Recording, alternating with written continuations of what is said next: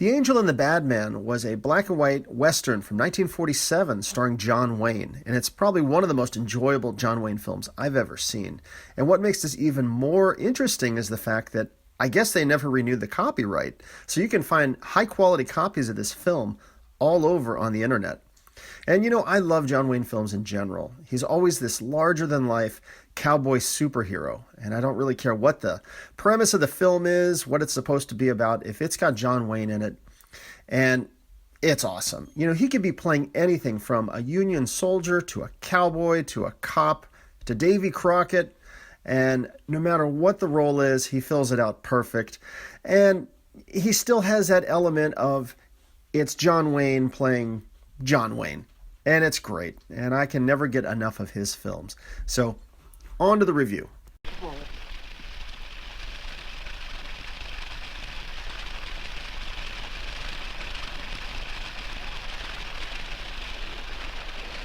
Well, looks like your prayer straightened everything out.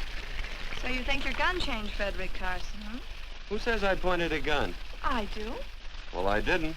Then he gave in more easily than I expected. They remember this, Quirt. The Lord moves in mysterious manner at times using strange methods and odd instruments. Me? Mm-hmm. Well, that would be odd. So the film begins with dramatic music and gunfire. Yeah! And to his credit, Richard Hageman provided an amazing musical score to this film. I had to look him up, and he's actually scored a number of other John Wayne films as well. And his music in this film is excellent. So, John Wayne plays this character, Quirt Evans, and we don't really know at the beginning of the film who he is or what his whole story is. All we know is that, he's shooting guns, he's on the run. We don't really quite see his whole background story just yet. But we see that he's on the run and he's injured. And soon he is rescued by a well-meaning family.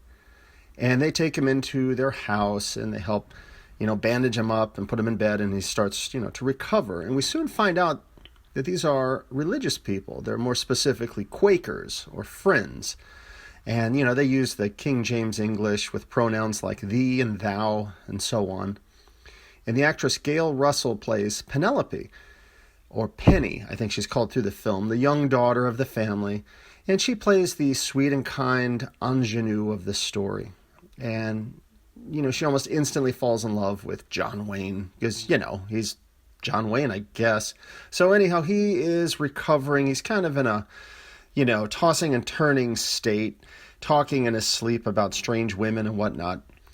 And when he recovers, he's happy to be there, happy for their help. And he's very pleasant to the family. He eats all the donuts that they bring him and stuff. And it was really interesting, this particular formula of this, injured gunman brought into this house with Quakers and kind of the mixing of the two worlds. It reminded me a lot of the 1985 film Witness, which was a good Harrison Ford film that while I enjoyed it, I'm probably not going to review on this channel because it's not really family friendly. And most of the films I review on this channel, for my 3 fans, they tend to be appropriate for all ages. And Witness definitely was not. But anyhow, I just wanted to point out there was a similarity there. Even the details of like the Quaker people hiding the bullets from his gun, it just felt very similar to the Harrison Ford film. Who emptied this gun? Father? Quirt, a gun is a symbol of force, of evil. We never have one in our homes. It was a concession that Father allowed even an empty one. It was only because you couldn't rest without Where are it. the cartridges? Outside.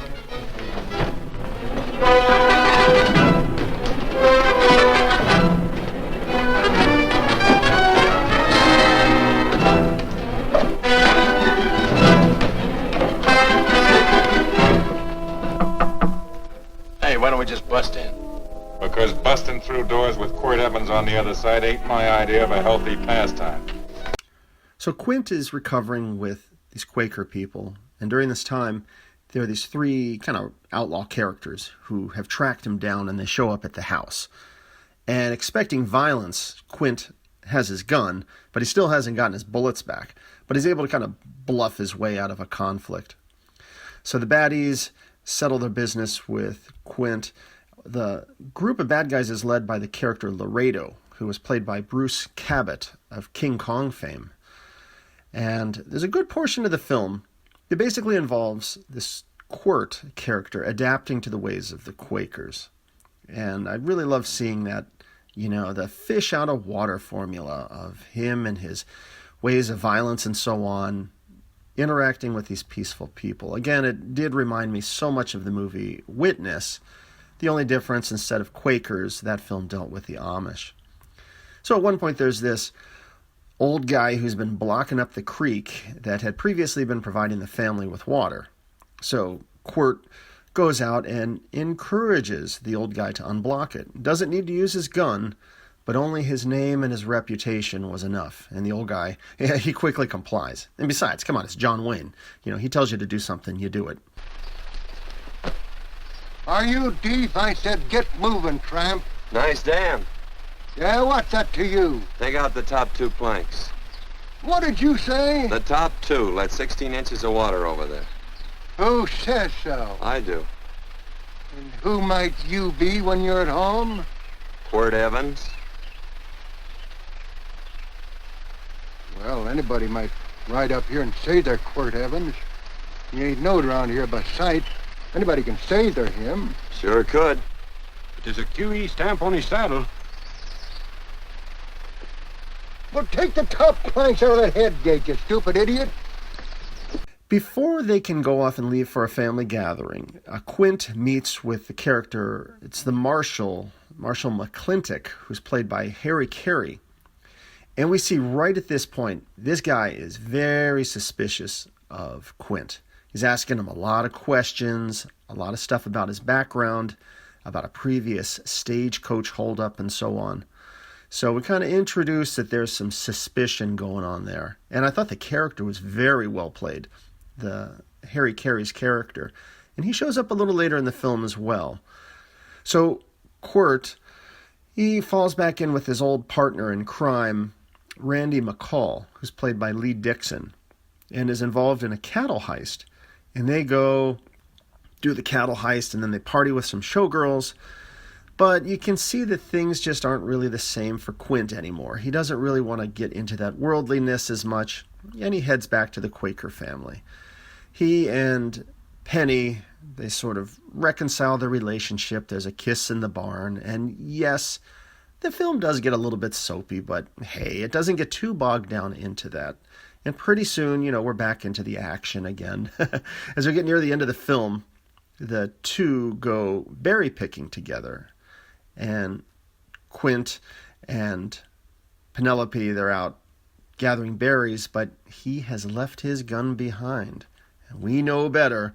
And as they're heading back from gathering the berries, they soon have another encounter with Laredo and his henchmen.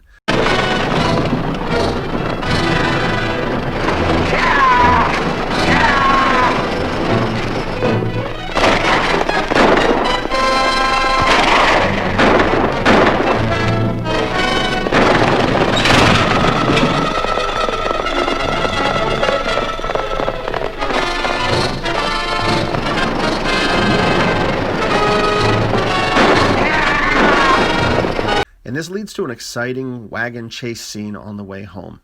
And I won't go much more into detail, but the film really comes to a cool conclusion. And you really need to check this one out. As I said at the beginning, this one is in the public domain. You can find it, I think, on YouTube, Internet Archive, all over the place. Another thing, too, that was noteworthy about this film is the filming locations. It was filmed around Flagstaff and Sedonia, Arizona, as well as Monument Valley, Utah. And what I love about this is look at some of the rocky outcroppings that so often will fill the backgrounds through the film. It's a beautiful film to watch. And again, it's John Wayne. His movies are amazing, and everyone who co-stars with him is wonderful in this film. Really did enjoy as well seeing Gail Russell's character. I thought she balanced well with John Wayne. And all of the other actors are great. This is a good movie. It's definitely one worth checking out. Penny, this is Wistful McClintock, the Marshal of the Territory. Hi, miss. And don't let that gray hair fool you. He's a curly wolf. Hello, Quirt. See, I thought I had you about half hung. Tall fella, fast with a gun, held up the Baker stage, killed a couple. Now, you're right tall, and some say you're a fast man. But I guess I'll have to take the little lady's word for it. When are you and Laredo Stevens going to get around to killing one another? Laredo? Well, we water our horses out of the same trough. Well, I'm sure looking forward to hanging the survivor. You know, I'm a figuring man. Sometimes I don't know all the answers. Like that fella, Quirt Evans. Handyman with a colt.